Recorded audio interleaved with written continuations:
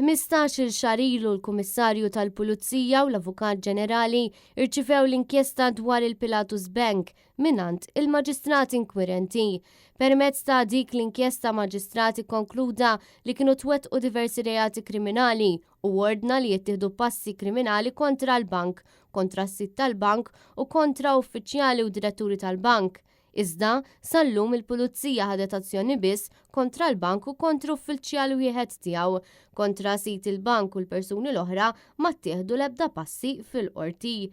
Dan intqal waqt konferenza tal-aħbarijiet li saret quddiem il-qorti indirizzata mill-President tar-Repubblika Robert Aquilina.